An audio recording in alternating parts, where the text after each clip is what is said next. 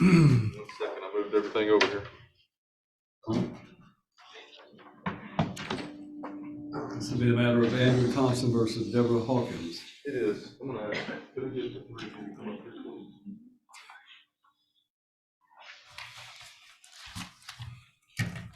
And we're here today on a matter for temporary restraining order.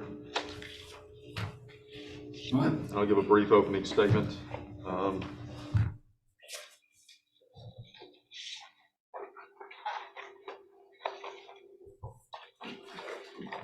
Are the respondents here?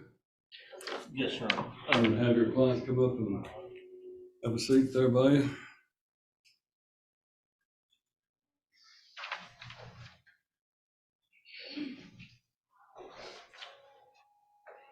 So, Your Honor, we're here on a matter, Rule 65, motion for temporary restraining order. We filed a verified petition for injunctive relief on June the 30th of this year. I represent a number of neighbors, not all of whom could be here today, but I have at least 3 here today they live in the Camp Ravine subdivision area in Burns off of Highway 96. We filed this action against the respondents, Ms. Deborah Hawkins and Ms. Sandra Hawkins, and we are alleging that there is a violation of several things taking place in the neighborhood, namely restrictive covenant violation, and we'll enter some proof about that. We're also alleging that they're operating a commercial business in the neighborhood without a business license, and we're alleging that there is potentially a zoning violation, depending on how Your Honor interprets the zoning ordinance, and we'll put on some proof regarding that. Specifically, we will put on some proof that the Hawkins have a puppy mill in this neighborhood. It is consists of many dogs, probably more than a dozen dogs. They're caged, they're barking at all hours of the day and night. It's causing a significant disturbance and violating our clients' quiet enjoyment of their property. We sent notice to the Hawkins as per an attachment to the verified complaint. Notice was sent to them asking them to address this issue in April of this year, April the 18th. There was no response to that. There was no action taken to our knowledge. So we are asking today, we have no responsive pleading has been filed. A response to our motion was filed and received it this morning. Previously, if you'll recall, we were in court maybe 2.5, 3 weeks ago, and Your Honor set it today at counsel's request, and so we are prepared to go forward, and we will be asking Your Honor to put down a temporary order that they stop this puppy mill business in the neighborhood and take appropriate action to quiet their activities so that our clients can enjoy their properties. Because as Your Honor knows, if no TRO is entered, it could be many months before we could have a final hearing in this case. So we're prepared whenever you're ready. All right. You wish to make an opening statement? Again, Your Honor, Jordan Berger, National Bar. Your Honor, as an initial matter, I would like to point out that the surety bond that has been offered in this case, which I believe is just at around $500, is a little low, and especially for the purposes of what the injunction bond is to accomplish. I believe that's at the signature block page of the plaintiff's complaint. Your Honor, as you're likely well aware, plaintiffs, in order to be entitled to a temporary injunction, need to show immediate and irreparable injury in order to receive that relief. Your Honor, I think the testimony and other evidence will show that there is not immediate and irreparable injury in this case. Your Honor, Tennessee law is clear that with respect to noise in particular, and this comes from Caldwell v. Knox Concrete Products at 391 Southwest 2nd at 910. With respect to noise in particular, no person is entitled to absolute quiet in the enjoyment of his or her property. Your Honor, in addition to immediate and irreparable injury, plaintiffs have to show or a trial court under Tennessee law is required to consider that the granting the injunction for the plaintiff and what injury that would cause the defendant. In this case, we're understand that the plaintiffs are asking that the noise be quieted, but also here we're in a very rural area where there are animals. That's commonplace, livestock and other domesticated animals. And Your Honor, again, what the plaintiffs are asking for here is a mandatory injunction, which is an injunction that alters the status quo and orders the plaintiffs to take action, as opposed to restraining the defendants. And under Tennessee law, mandatory injunctions are extraordinary in nature and should be granted only in exceptional circumstances. Third, Your Honor, the plaintiffs must show a likelihood of success on the merits. And that has been widely held by Tennessee high courts to be the determinative factor in granting a temporary injunction. And Your Honor, as I do not believe that the proof will show that there will be immediate and irreparable injury. There is a very low likelihood of success on the merits in this case. Your Honor, in closing, I would like to point out that dicta in controlling Tennessee case law, recent case law, Newsom versus the Tennessee Republican Party, which is at 647 Southwest 3rd, 382, states there is no power, the exercise of which is more delicate, which requires greater caution, deliberation, and sound discretion, or is more dangerous in a doubtful case than the discretion of granting an injunction. Thank you, Your Honor. All right, you may call your first witness. I'd like to call Andrew Thompson. Thompson, if you'll come around, please. I'm going to ask you to step over here where the witness stand is and raise your right hand and be placed under oath.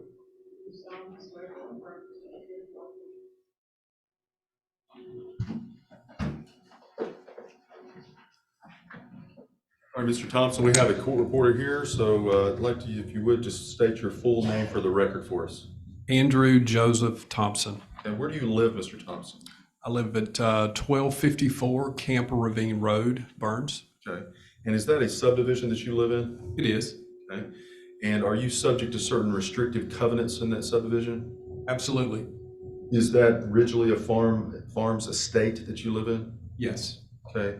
And do you live in Section E of that estate? Yes. Okay. And how far do you live from the respondents, Ms. Hawkins and Ms. Hawkins? Roughly 1,000 feet, give or take. Okay. Is that approximately 3 football fields? Yes. Does your house, in which direction do you see them? In other words, when you come out of your house, what side of your house is their property? If I'm on my back porch, it would be to my left. Okay. And how long have you lived at this property? I think since 2006, if I remember that correctly. Okay. When did you notice that there was a problem? Probably 3 to 4 years ago, and it just has gotten progressively worse. And did it become worse enough for you to file this lawsuit? Yes. Was notice sent to the respondents on your behalf? Yes. Was there a response received? Not to my knowledge. Okay. Was notice sent in April of this year? Yes. Can you briefly just describe for the court what the current problem is? If you like to sleep, it's a problem. If you like to have folks come by, and if you like to sit on your back porch, it's a problem. If your kids are awake, instead of doing schoolwork or whatnot, it's a problem. It's just out of control. This is, to my knowledge, an unlicensed, undocumented, puppy mill. And the way that house angles towards mine, it's in a hollow, and you can hear everything that happens over there. There's one particular dog for probably a year's time that would bark continuously for what would sometimes be 5 to 6 hours. At least it seemed like that. maybe a stressful situation, things of that nature. It's a quality of life issue. It's absolutely just a quality of life issue, and no one seems to care. Can you see the dogs from your house? Absolutely. Tell the court what you see. I see the dogs, they appear to be very dirty because part of the time they're outside. They do have some type of shelter that they go into, but they're not in there all the time. They are constantly running, jumping on the fence. They look like they're packed in. It does not look like a very accommodating situation to have 15 or so animals as a breeding ground. Is that how many animals you see? It's varied from time to time, but I believe that there's probably at least anywhere from 10 to 15. I try not to look. I'm sick and tired of seeing it. Have you had the opportunity to record what you've seen? Absolutely. Time and time again, at all hours of the night and day. I'm gonna play, officer, if I can play I've got a couple of videos here and recordings on a thumb drive, Judge, and I've given a copy to counsel.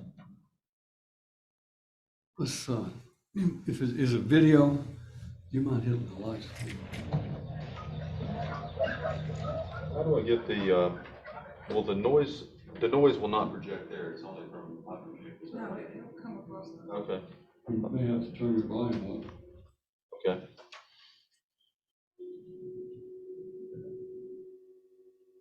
This way.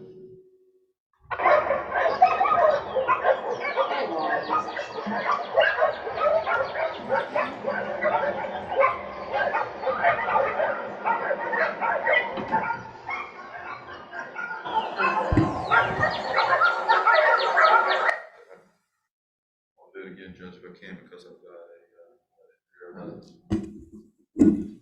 it's going to come through this mic, I guess.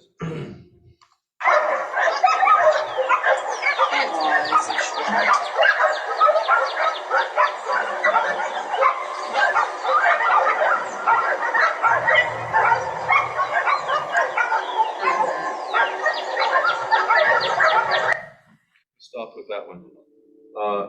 Tell me what we're seeing there. You're hearing and seeing what we deal with almost every day.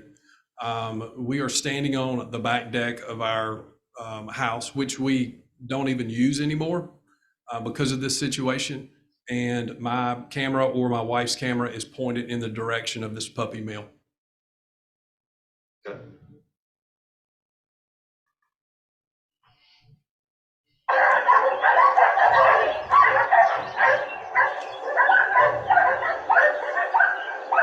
Is that your deck?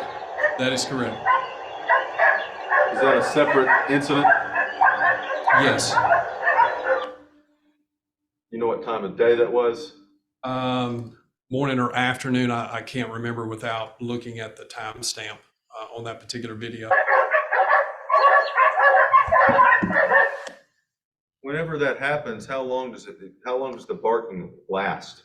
It varies. As I stated before, there seems to be one particular dog that would bark for hours and hours and hours at a time, which would then in turn trigger other dogs within these very tight and compact kennels, for lack of a better term. You know, it could be that there are quiet times of the day, but I guess they have to sleep sometime. Show you another video. Did you and your wife take these videos? Yes. Were you together when you took these videos? It's possible that we were together, or it's possible that we were separated, but we've looked at them together. And She's here. She is absolutely here. Yes, sir.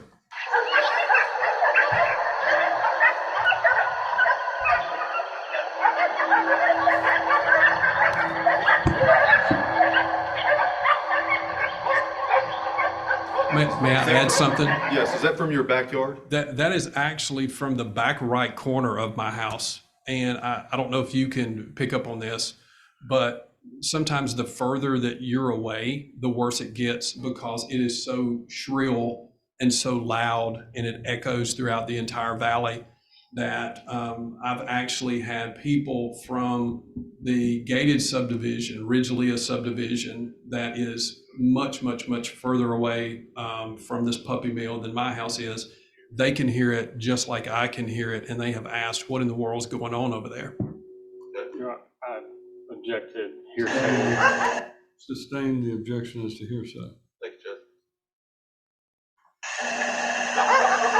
10 o'clock at night. Let me stop you there. Is that your voice on that video? Yes, And what did you say there? 10 o'clock at night.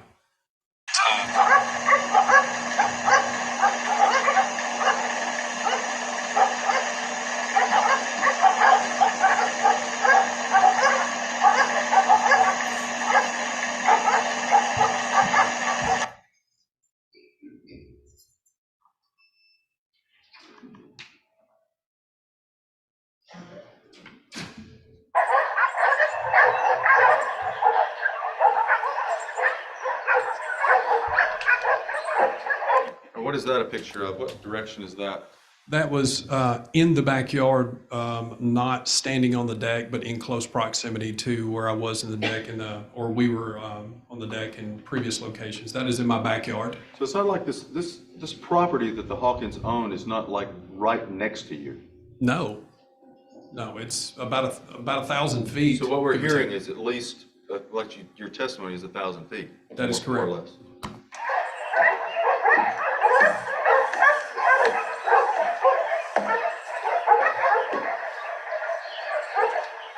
What would be the time of day of this? Probably in the afternoon.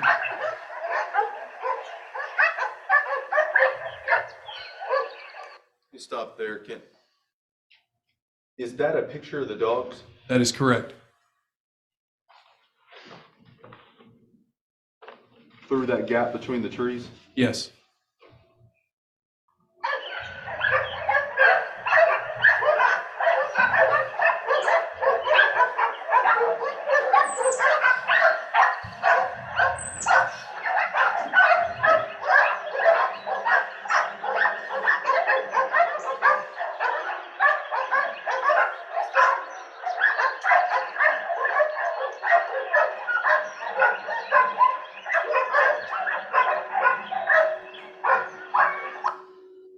When you go outside, does it get worse? Absolutely. Whenever they see anyone in close proximity, that triggers them. And one of the concerning things, just in my opinion, is that's a great picture of it right there. And I think you'll be able to see this when you play that video. I'm not sure that the conditions are conducive. Well, first of all, we know that that's not supposed to be happening, or at least we believe that. I'm sorry, I got objected calling for a legal conclusion, and I mean, he's kind of going beyond observational from his standpoint of view and making. So you're objecting to that on what basis? Lack of personal knowledge as far as the exact conditions that are within the confines of their property. Rule, I'm going to allow him to, I think he's just basically stating what his concerns are about the situation and the situation the dogs are from what he observes. But I'm allowing it for that limited purpose. You can continue, Mr. Thompson. One of the things that I'm concerned with that I think will be obvious in this video, it would be the conditions. The dogs seem extremely stressed. And I know that during the hottest parts of the year, a day like today, that we have seen them outside. I don't know what the conditions are, but when you see the dogs react the way that you're going to in this video, it doesn't seem like a very calming place or a place that is under control.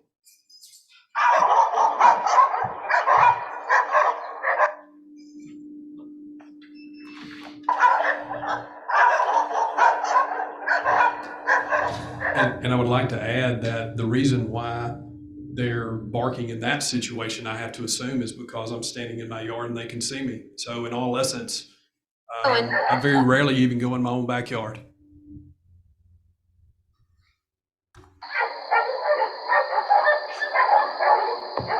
This video, is it at night? Yes. Are you on your deck? That is correct.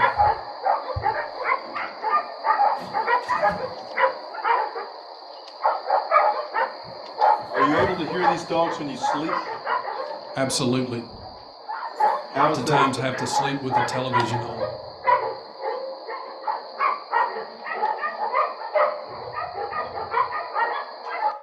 What's the latest that you've heard the dogs bark? At any hour of the early morning, evening, it doesn't matter. Are you able to use your back deck? No, nor my guest bedroom, which is in the back left corner of the house. Are you asking the court to order that there be some relief from this? Absolutely. That's all I have. Send it to witness. You have questions? Yes. Actually, Your Honor, I'd like to mark all of these as videos for us. We marked them as exhibit. On drive, and I've already given that to counsel. As a collective exhibit 1, please. Right.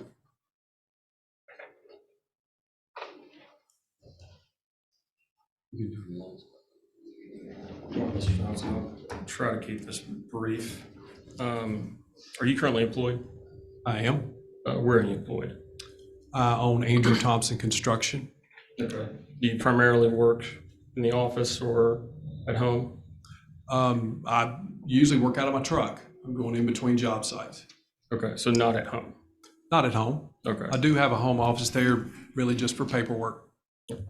So typically, I mean, if you own a construction business, I imagine you're out and about quite a bit. Yes. And so how much time would you say that you spend at home during the day?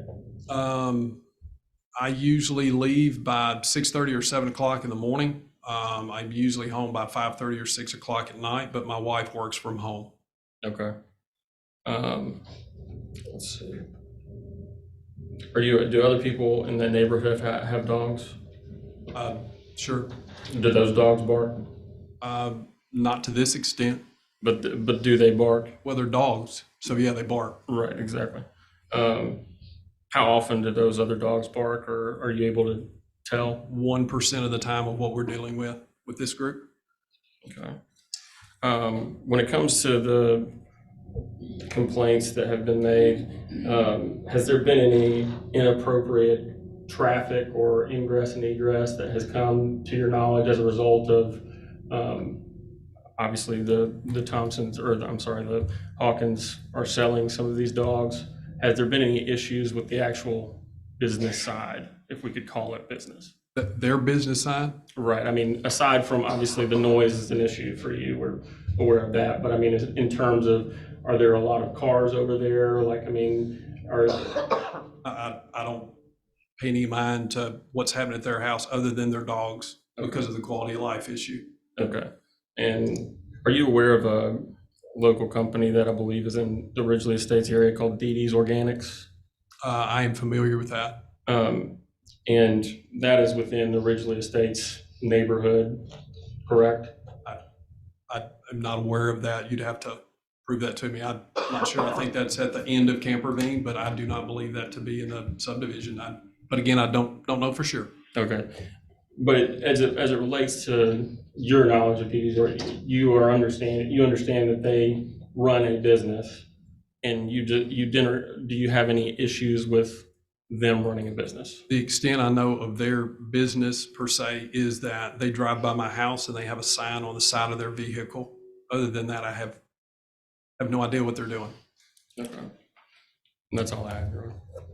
Redirect. Nothing further for this Thank you, one. Mr. Thompson. You may stand down and have a seat in the courtroom. Call your next witness. Oh, Miss Angie Thompson. Thompson, if you come around, please.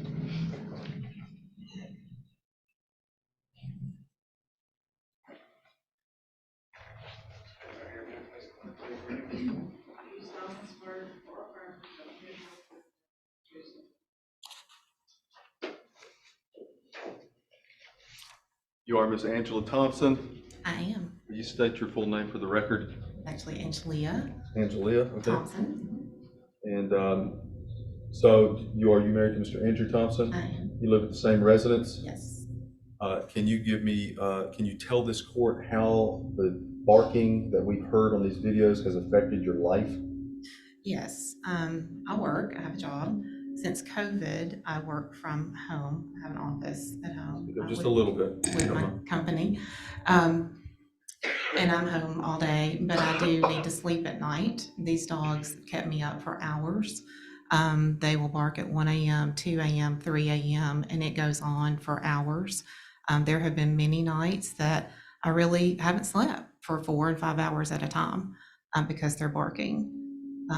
I am home during the day working.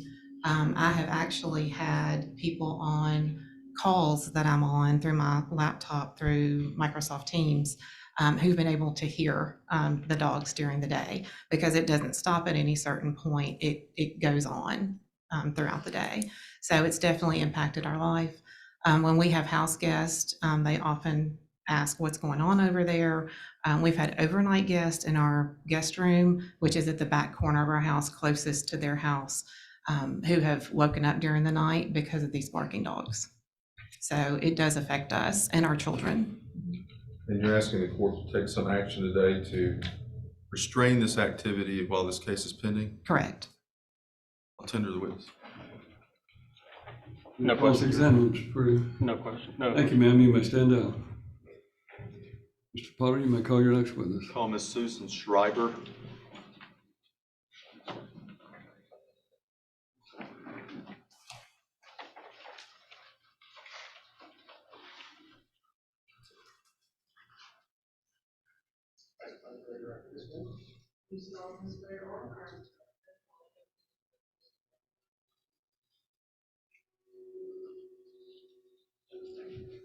Ms. Schreiber, can you state your full name for the court? Can you spell your last name? Susan Schreiber, Schreiber. Okay, Ms. Schreiber, do you also live in Ridgely Farms Estate? I do. And how far do you live from the Hawkins? Well, I live 4 doors down from Angie, so I'm probably, maybe 3,000 feet or more? Can you hear these dogs? Yes. Can you describe the noise? Yeah, it's just constant barking. You can hear them in the morning early. I'll take my dog out to go to the bathroom, usually about 6, and you can hear them. And then I'm retired, so I'm not there all day. But in the afternoons I am. And then at night I usually go to bed about 10, and you can hear them at 10 o'clock, 10:30, and then up sometimes 1:30, 2 o'clock in the morning. How have you accommodated the noise? Well, I've tried to just, I'll sit up and read, and hopefully they're gonna quit so that I can go to sleep. Have you had to try and muffle the noise? Well, I try to stay in and then just keep the TV or the radio on because they do constantly bark. Are you asking the court to enter an order to temporarily stop this noise while this case is pending? Yes. Tender the witness. For here, you may cross-examine.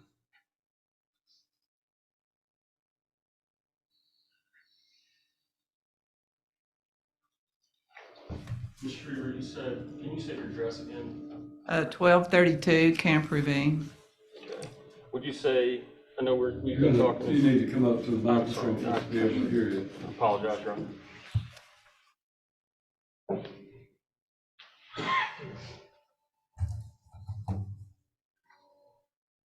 Would you say, so we've been talking in terms of feet, would you say that you live probably about a half a mile away? Yeah, at least, yeah. Okay, all right, and you say that you are retired? Yes. Okay, and so you said you're gone much of the day? Well, I'm there every morning, and then I'll leave and come back right after lunch. Okay. And you agree that there are nights that the dogs do not bark incessantly? I didn't say they did not bark. Yeah, they bark all the time. But So are you saying that there are? I get to the point, I'll sit up and read and hope they're going to quit, and then I'll eventually, go to sleep. So, I don't know what time they stop. Okay, but I'm asking, are you saying that there are no times at night or day that they don't bark? Well, I'm not there usually from like 8 o'clock to noon, so I don't know what they do during that time. Okay, so I guess going back to just the night, are there periods at night where they don't bark? Usually when I finally go to sleep, I guess they're not barking. I don't know. All right, that's all I have, Your Honor. Redirect, Mr. Potter. Nothing further. Thank you, ma'am. You may stand down. Do you have any other witnesses? I'd like to call Ms. Hawkins, please. Hawkins, you'll need to come around for the witness stand, please.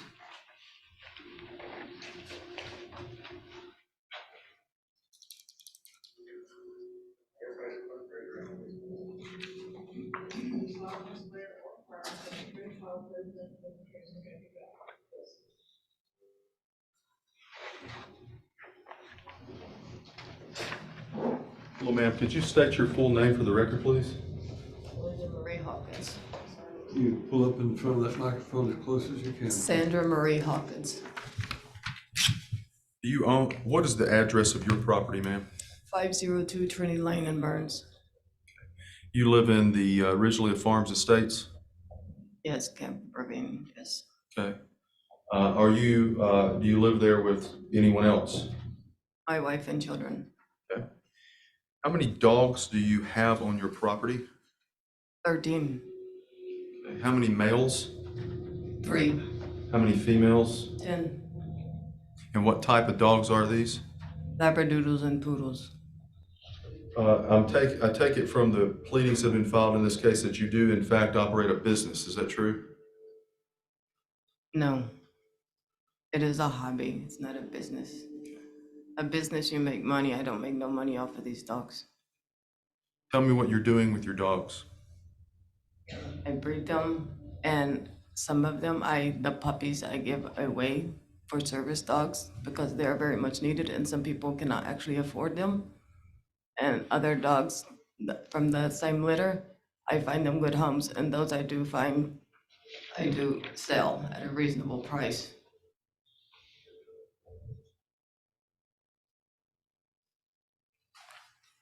So you have sold some of the dogs. Yes, of course. And do you have a business license for the dog business? No, Are you aware of the fact that there are restrictive covenants in the neighborhood? no, You're not aware of that? no. Do you know what restrictive covenants are? Yeah, restrictions on the land.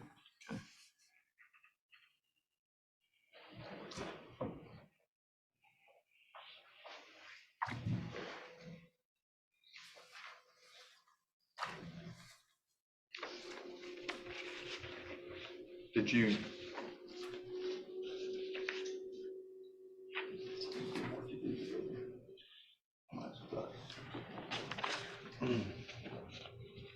The council gave me a deed this morning. Is this a property that you bought from a Mr. Frank Musarino III?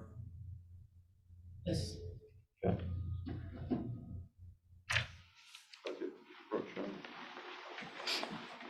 I'm gonna wait till I highlight this.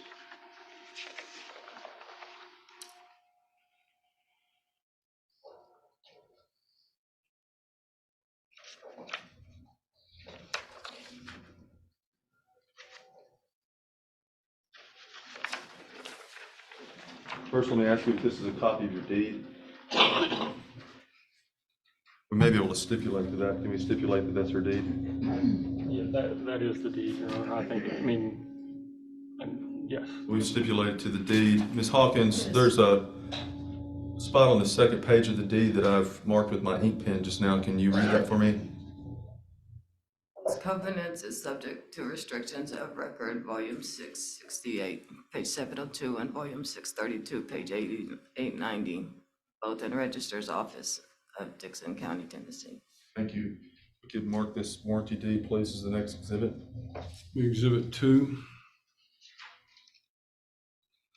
Have you ever reviewed the restrictive covenants on your property? No,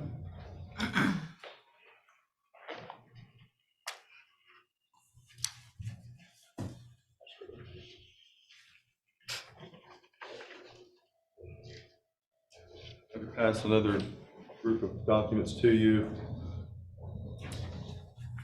Do you recognize those social media postings, ma'am? Yes, sir. What are they? Some of my puppies.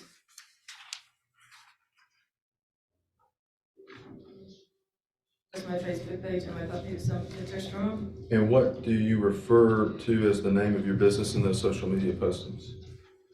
Loving Oodles, Tennessee. Loving Oodles? Yes, sir. Okay, and those in fact are your social media postings, correct? Yes. We could mark those collectively as the next exhibit. Exhibit 3.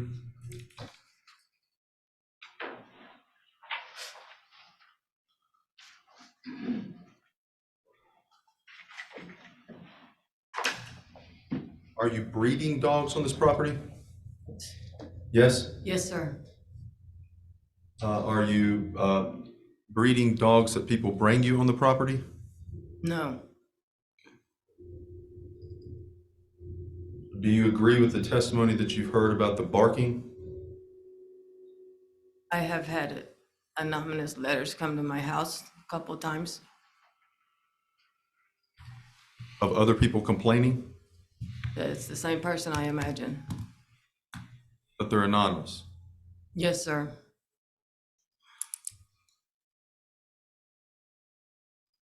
I have nothing further. Do you have questions for your client?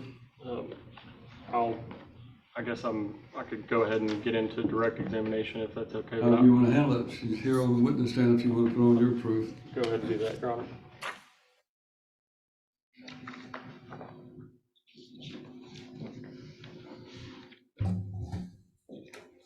Good morning, Ms. Hawkins. Can you state your name or state your address for the record to the extent you already have done so? 502 Trinity Lane in Burns. How long have you lived there? For 4 years, I believe. I believe the deed that we mentioned earlier was in 2018. Does that sound around the time that you bought it? Yes, Valentine's Day. Okay. So almost 5 years or Yes. 5 years plus 5 years, yes. coming up on 6. How long have you been breeding dogs on the property? For about 4 years. Okay. And are all of the dogs that are on the property, are those owned by you and your wife? By me, yes. Okay, by you. But you're not taking care of anybody else's dogs, No.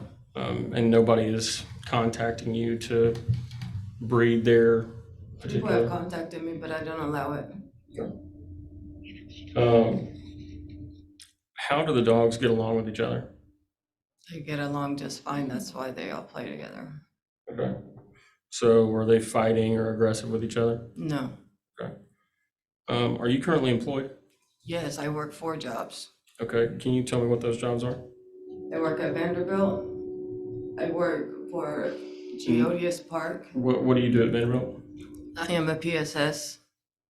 And can you explain what that is? I work on oncology department. I schedule the appointments for the needed appointments for the patients. Okay. And you can go on with your other. I work at Geodius Park. I also work at Bridgestone, and I work for Uber also. Okay. So, but how, as in terms of percentage, you mentioned that this is a hobby for you as far as breeding dogs goes. As far as a percentage of what your employment or the regular business practice that you have, what percentage would you say this is of, your economic income? I would say I am in debt because of the dogs, because they are fully vaccinated. They go to the vet whenever needed. They have all their health testing done. As you can tell, I bought them a very nice building. It's air conditioned and got heater and everything. So like we're still paying on the buildings where the dogs is even at. So if anything, I'm in debt trying to make them a better place. Let's see. Obviously, you work a lot, it sounds like.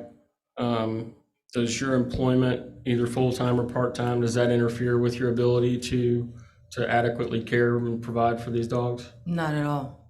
Okay. How often do they receive veterinary care? Yearly when needed. I mean, they get their parvo shot every year, and their rabies is every 3 years. And of course, when they're puppies, every 3 weeks after the first vaccine. Okay. It's obviously hot outside in Tennessee now. It'll likely get cold in the winter, as it tends to do. And you alluded to this, but do the dogs have adequate shelter? Yes, sir. They have an inside building. They have 2 air conditioners, and they also have a heater and heat lamps. Okay. And are they able to access that whenever they so choose? Yes, How often are the dogs fed? every day. Okay. They have automatic feeders. Okay.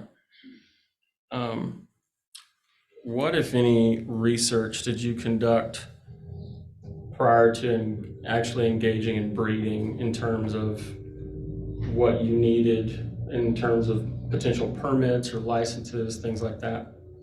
Yes, I did send an email to the state of Tennessee asking for a license. And did you speak with someone at the state of Tennessee? They responded back and they told me I did not have.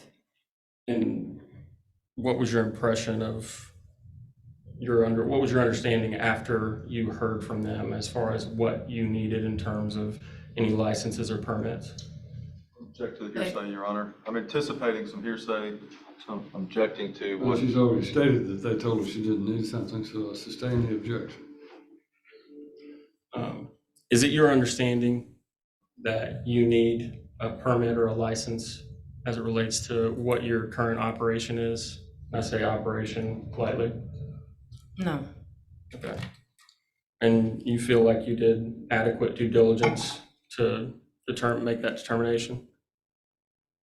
yes, And did you say you spoke with someone at the state? yes, through Okay. email. Okay. So that way I'd have it on paper if I ever needed it. Okay. Based on the amount of selling that you do, is it your understanding that you need a business license? No, Okay. Let's see. Has animal control ever been called out or contacted? Have they ever contacted you? no. When was the first time you received any communications from the plaintiffs about how they felt about your dogs? When I received that letter the first time from their lawyer, Okay. So nobody contacted you? not beside the anonymous letter that I would get, and how am I supposed to talk with somebody if I don't know who they are? Okay.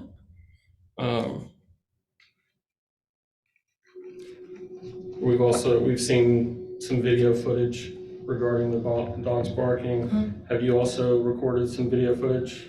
Yes, sir.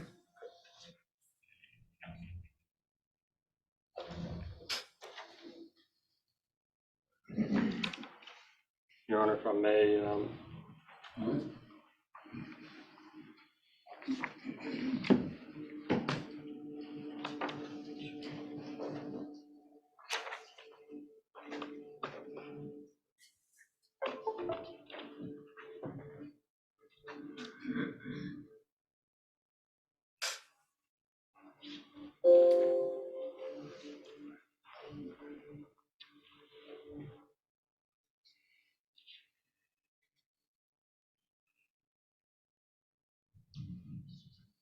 Sandra, is this the beginning of one of those videos?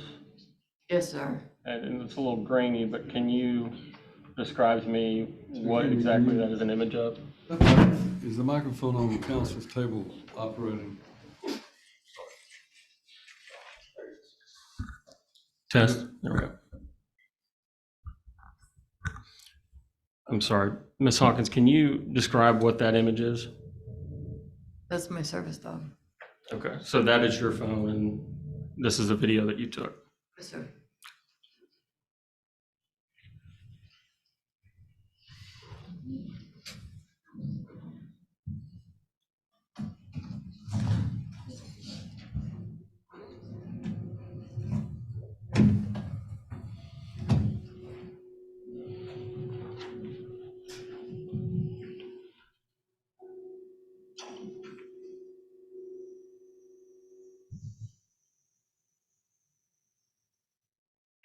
Your Honor, I'm not going to take too much time with this, but I do want to at least introduce a couple of these videos just in response to what has been played, but I want to be sensitive to the court's time.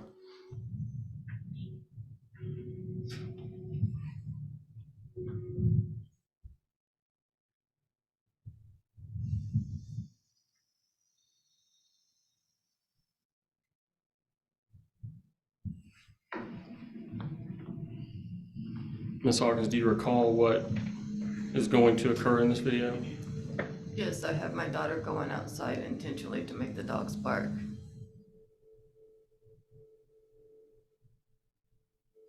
In this video, we are intentionally going to make the dogs bark so you can hear the difference of how loud they sound indoors versus outdoors.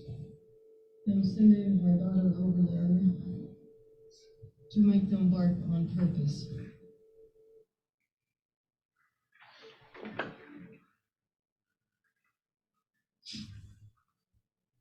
As you can tell, the dogs are indoors right now.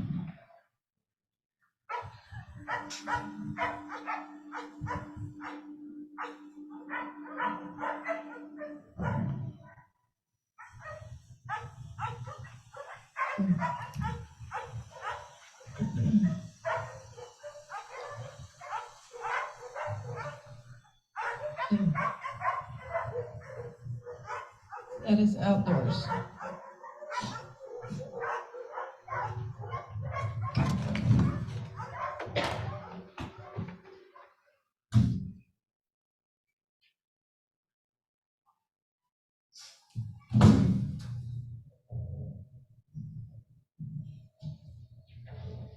This is outdoors in my kitchen. Ms. Hawkins, that is your home. I think you just said it in the video that that is your kitchen. Is that what you said? Yes, it's the spare kitchen, Okay. dining room. And to your knowledge, is your home closer to the place where the dog is kept than those of the plaintiffs? Much closer.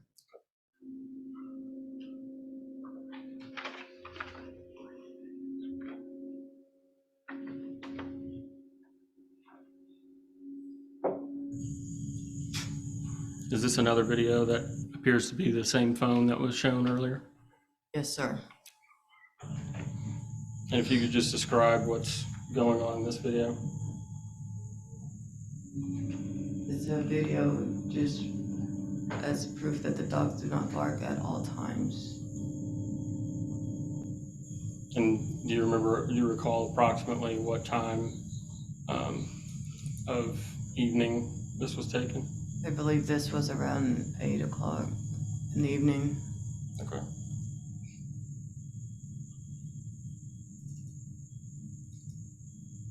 And I'll just state that, I mean, this is, well, you're familiar with the video. Is there any, throughout the course of this video, is there any dog barking at any time?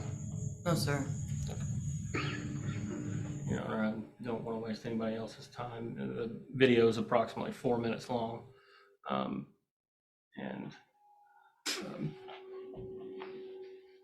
Honor, I believe that's all I have. You have any other questions for him? Mr.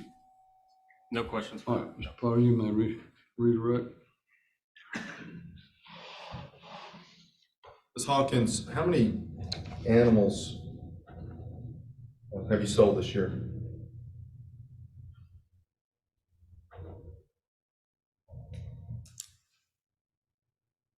Truthfully, maybe 10.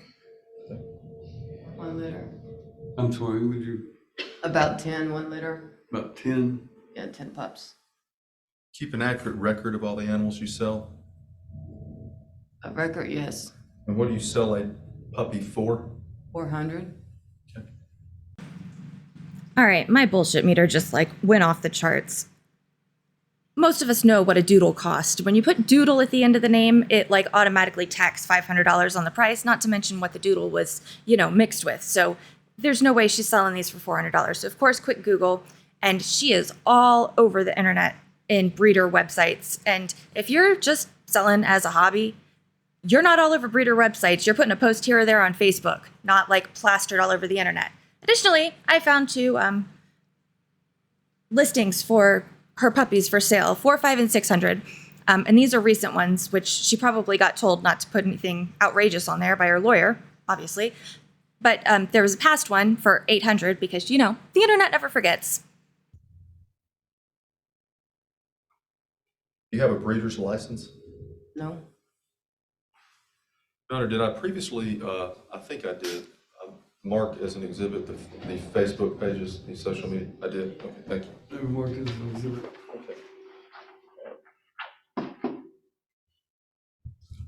And Your Honor, I'd like to mark those collective exhibit, those videos.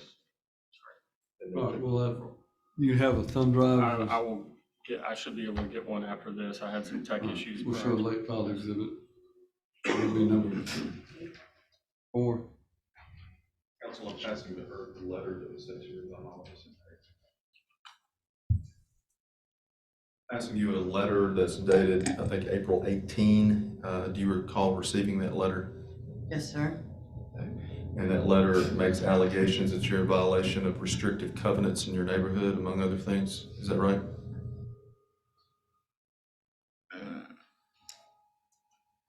Yes, that's what it says. After you received the letter, did you bother to go look at your restrictive covenants in your neighborhood? Did you read them?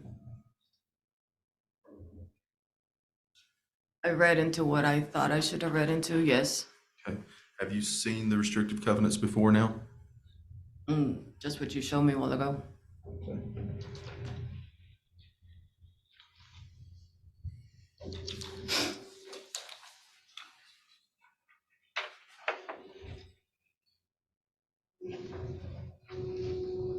But I think we have a stipulation that what I've passed to the witness are in fact the restrictive covenants for Ridgely Farms Estates Section E restrictions. Is that correct, counsel? Yes. So we've stipulated that those are your restrictive covenants on your property. Have you read those, ma'am? You have not? No. Okay, can we look, I'm gonna look at a couple of those with you, is that okay? Can you read restrictive covenant number 1 for me, please?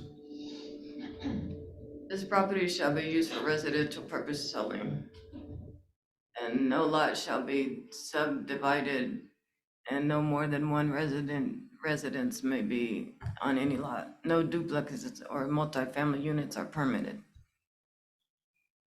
Specifically, I'm making reference to shall be used for residential purposes only. Did you read that? Yeah. Okay, let's look at residential restriction number 12. See that, number 12? Can you read that for me out loud? No animals other than pet cats and dogs are allowed. All dogs and cats are to be confined to owner's lot and not to interfere with the peace and enjoyment of neighbors. Not to interfere with the peace and enjoyment of neighbors. Did you read that? Yeah. You look at residential restriction number 20, please. Could you read that for me? No commercial business would be housed or operated either permanent or temporary, excluding developer operating sales and construction office. Thank you, ma'am. If we could mark the restrictions that she just read, that 2-page document as the next exhibit, please. Exhibit 5.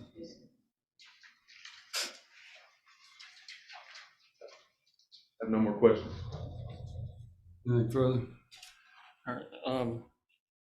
Can we stipulate to the fact that this is zoned agricultural 1, that her property is zoned agricultural 1? I was going to I'll call Mr. Darnell. Oh, okay. All right. Good deal. No further questions. Let me ask a couple of questions. I noticed you have a dog with you. Is this dog serving a purpose for you today? She is my medical alert service dog. All right, and what sort of medical problems do you have that you would require a service dog? Vestibular migraines. But I know you're wearing sunglasses. That your vision is okay. I understood you to say you were driving Uber. Yes, these are prescription glasses. All right. The bright light gives me headaches.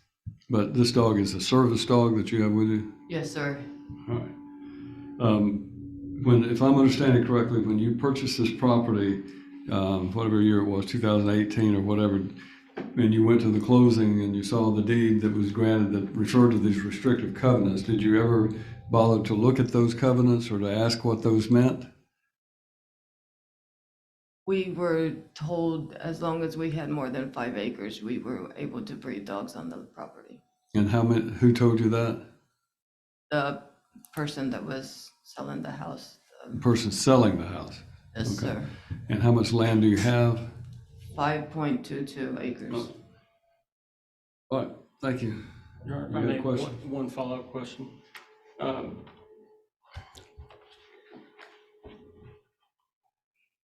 Before you ask the question, I wanted to mark as an exhibit the letter, April 18, 2023, that I asked Ms. Hawkins I about. marked that as Exhibit 6. Thank you.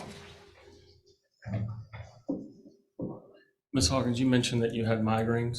Yes, sir. Does that make you susceptible and sensitive to loud noises? Very much.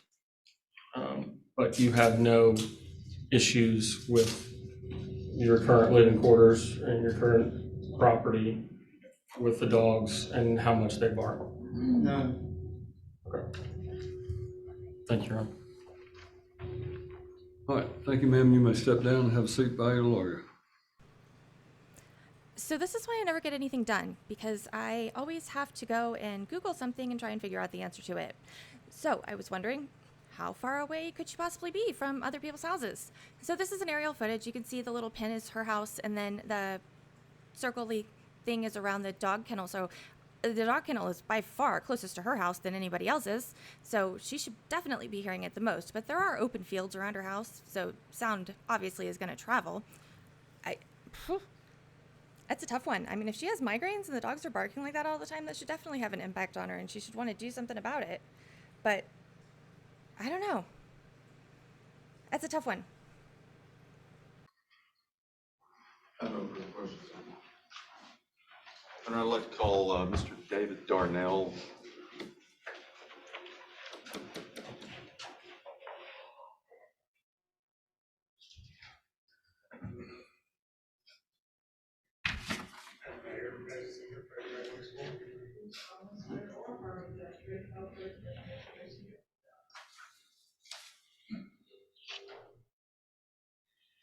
Mr. Darnell, could you state your full name and spell your last name for the court reporter? My name is David Darnell. It's spelled D-A-R-N-E-L-L.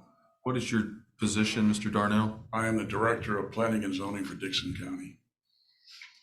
And are you familiar with the parcel of property that we have been discussing today in this hearing? Yes, Have you had an opportunity to take a look at the records regarding this parcel of property? yes, I have. Okay. What is the current zoning for this property? It is zoned A1 agricultural with residential building. Okay. And so are there certain things that are allowed under A1 residential? Yes, Okay. Is dog kenneling allowed under A1 residential? it is allowed as a special exception if you have 5 acres, and it has to be approved by the Board of Zoning Appeals. Okay. Now, as full disclosure, under A1 residential, there's also something called animal husbandry. Is that right? That is correct, yes. Is there a definition given for animal husbandry? No, there's not. Is animal husbandry something that's allowed under A1 residential? Yes, it is. Okay. And is there a definition for kenneling under A1 residential? Not so much a definition. We usually consider that 5 animals or more that are being boarded at a residence. And you've heard testimony in this case that we have more than that. Is that right? Yes. Now, in addition to zoning ordinances, can a property be subject to residential restrictive covenants? Yes, it can. Is this property subject to residential restrictive covenants? Yes, it is. And you heard us mark earlier the residential restricted covenants in this case. Madam Clerk, could you hand back to Mr. Darnell the restrictive covenants that were marked as an exhibit, please?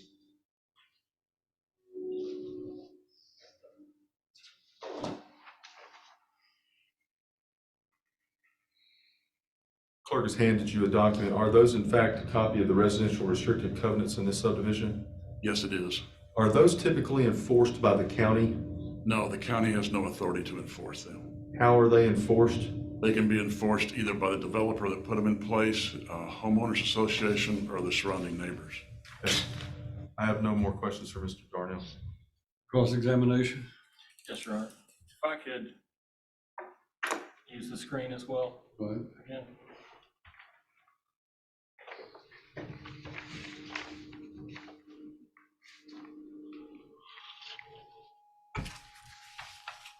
Mr. Allen, good morning. I'm Jordan Purrier. Are you in agreement that this is a copy of the Dixon County zoning ordinance? Yes, it is. And are you familiar with the terms and definitions? For the most part, yes. And we spoke about a kennel. Let's see, I'm going to try to make this to where you can read it. Are you able to read that adequately? Any premises except were accessory to an agricultural use were from or more which domestic animals such as dogs and cats not owned by the occupant on the premises are kept, boarded, bred, or trained for commercial purposes. So do you agree that the definition of a kennel requires that the dogs on a particular premises must be owned by somebody other than the owner of the premises? That is correct, yes. And I want to make sure, because when we say this is zoned A1, because I think the term was mentioned A1 residential, but this is A1. I do not see, let's see, I don't see an A1 residential district. I do see an A1 agricultural district. When we say A1, we are talking about the agricultural It's district. A1 agricultural, which allows residential building.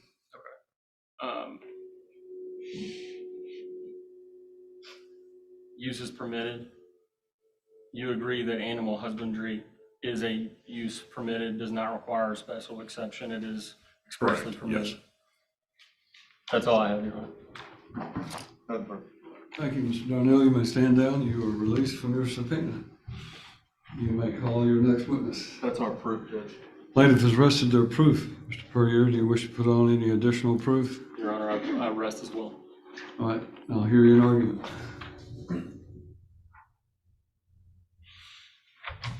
We're asking for a temporary restraining order. We're asking Your Honor to enter an order that immediately obligates the Hawkins to abate this business and either move these dogs or replace the dogs or sell the dogs. I don't know how they're going to do it, but we would ask that you reasonably order that to give them 30 days to do it. I think that's, we're trying to be as reasonable as possible. More importantly, when we filed this verified petition, I did not come into court and seek an ex parte order because I wanted her to have an opportunity to be heard on this, and that's why we set it for hearing. But you've heard testimony enough today to determine a couple of things. Number one, you've heard testimony that there's a substantial likelihood of success on the merits under Rule 65. Specifically, we've heard testimony that there is a business. She can call it a hobby, but it is a business being operated from that property. In fact, she's testified that she has sold 10 dogs this year at $400 a piece. She has testified that she's advertised as a business by virtue of the collective exhibit of Facebook advertising that's been admitted to the court, and she's doing this without a business license or a breeder's license.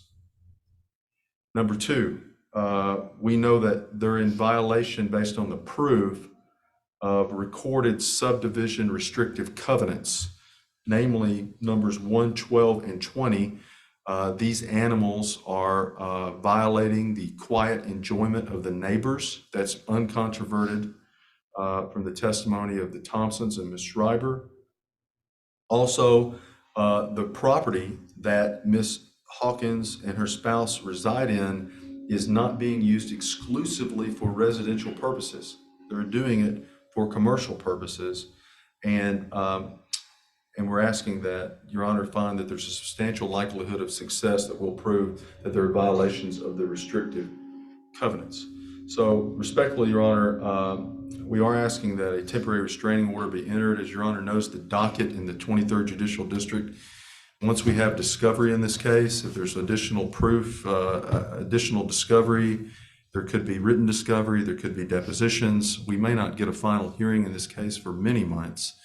And the Thompsons and Ms. Schreiber have testified that the barking is at all hours of the day. Now, no doubt, common sense will tell us that there was probably some intermittent times when the dogs aren't barking. They have to sleep as well, I assume, but it is a disturbance. And this is a residential neighborhood that has certain conditions. These parties being deprived of the quiet enjoyment of their property is irreparable harm. That's irreparable harm. That's time that they cannot get back. And you've heard testimonies from Miss Angie Sanders that it was happening at late in the night. They have difficulty sleeping. They can't entertain. They can't enjoy their backyard. So we think we've proven this case sufficiently, and we're asking for the relief requested. Thank you. Spurrier?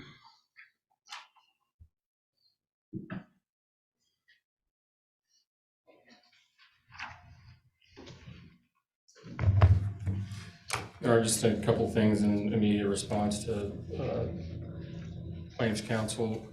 There has been no proof that has been put on regarding the Hawkins needing to have a license or a permit of any kind from any governmental entity as it relates to what they're doing on their property. What they're doing on their property, as we heard from Mr. Darnell, is expressly allowed, while obviously the county zoning ordinance does not specifically define animal husbandry. I did find that in Tennessee Code Annotated 44-2-101, which is the title of the statute is animals and animal husbandry. The definition of animals means all domestic animals, excuse me, including but not limited to cattle, bison, sheep, goats, swine, dogs, etc. Husbandry is not necessarily defined in the TCA, but Merriam-Webster defines husbandry as the cultivation or production of plants or animals, or the scientific control and management of a branch of farming, and especially domestic animals. Your Honor, this is clearly allowed by the Dixon County zoning ordinance at this case, or at this time. Going back to the threat of irreparable harm, again, I would like to quote from Caldwell v. Knox, which is, again, it's 391 Southwest 2D. It's noted in our response, with respect to noise in particular, no person is entitled to absolute quiet and enjoyment of his or her property. Rather, a person may insist only upon the degree of quietness consistent with the locality in which he or she dwells or conducts business. And among the relevant circumstances to consider whether a noise constitutes a nuisance is the relevant circumstances of the locality, nature of the use, the extent and frequency of the injury.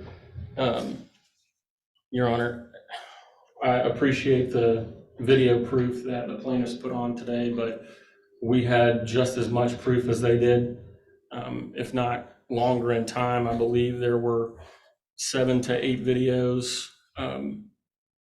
By my calculations, the collective timing of the videos during the day was less than a minute and a half, and that at night was around 53 seconds. Your Honor, we had at least 4 minutes of uninterrupted time, and she also testified to the fact that these dogs don't bark all through the night. We showed all those videos that the plaintiffs put on were taken during the day or taken outside. We showed the difference between going inside versus going outside, and that's at the home where the dogs are located with a person who has sensitivity to noise. Your Honor, I just cannot say there is immediate and irreparable harm when we have the testimony of 3 individuals from the neighborhood that would justify an injunction.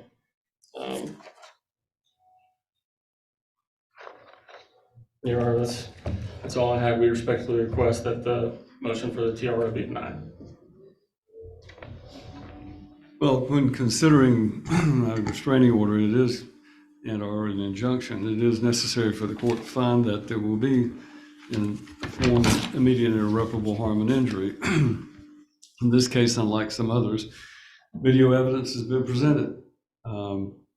This is an area that the court is familiar with. I've been out in that area many times over the years. I'm familiar with the location. We can talk about it being a country or out in the country or whatever, but it's actually a neighborhood. It's a neighborhood full of homes that are nice homes.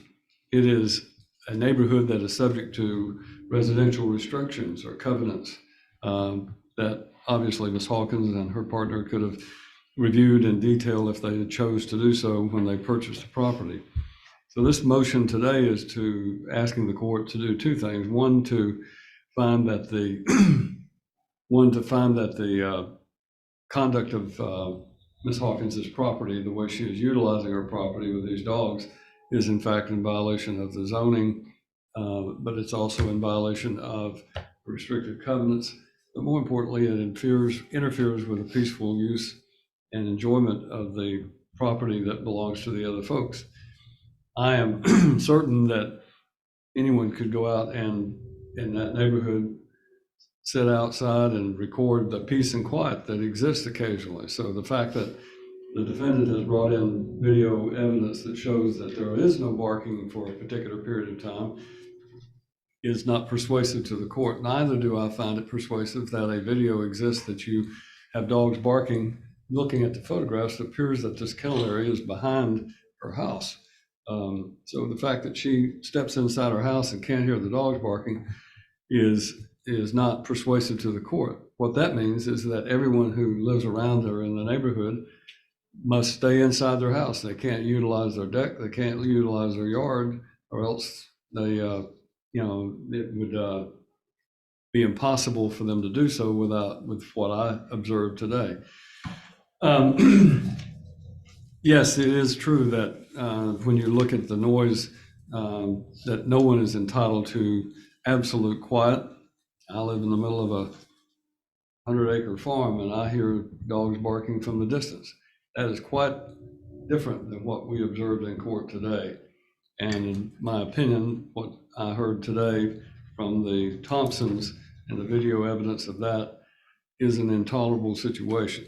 I found that it does meet the criteria under the existing case law, that it's more than just mere occasional interference with their enjoyment. The testimony has been that it occurs during the night and it occurs during the day. They can enjoy their outside deck, they can enjoy their yard, and that does meet the level of proof that rises to the level of a noise nuisance that rises to the level that the court must take action. In addition to that, clearly the restrictions that are set forth that govern this property are enforceable by the Thompsons and the Schreiders. It clearly says that the property shall be used for residential purposes only. Whether we call it a business or not, it is being used for commercial property, for commercial businesses. When she is selling 10 dogs at $400 a piece, that's $4,000 in this year that she's made off of it. That's not a full-time business, but it is a business venture. It is making an income off of it. Number 12, no animals other than pet cats and dogs are allowed. All dogs and cats are to be confined to the owner's lot and not to interfere with the peace and enjoyment of the neighbors. That provision alone requires the court to take action, because clearly those animals, and I love dogs. I have dogs. I have a dog that I think the world of. But if my dog was interfering with someone's peace and enjoyment to the extent these are, I would take the action necessary to stop that. And so for that reason, I found that the plaintiff has in fact met the burden of proof. And I find that there is a basis for the entry of an injunction in this case. It requires a temporary restraining order or an injunction. Both are provided for under Rule 65. And within the next 30 days, the defendant will bring their property into compliance with the covenant restrictions, restrictive covenants of the area and the property to which they belong. Now, you can always take those 15 or 13 or 14 dogs inside her house and take them out individually so that it doesn't interfere. If that's her choice, she can have the dogs. I'm not saying she can't own them. She just can't let them out in the yard where they interfere with the other people's peaceful enjoyment. So if she wants to keep them kenneled inside and individually take them outside so that she continues to maintain the dogs, that's up to her. But she cannot allow them in the backyard, from what I observed, and the noise that interferes both day and night with their neighborhood. And as a result of that, she'll have to take whatever action is necessary to abate the noise nuisance that's coming from those properties. And however she handles it, Mr. Potter, I assume we'll have some issue that may arise whether or not that's being done correctly, but the court orders that the dogs either be sold, transferred, or kept to where they no longer present the type of nuisance that has been demonstrated to the court. Mr. Potter will draw that order. Thank you, Judge. And with the findings of the court, we are now taking a recess for lunch until 1:30.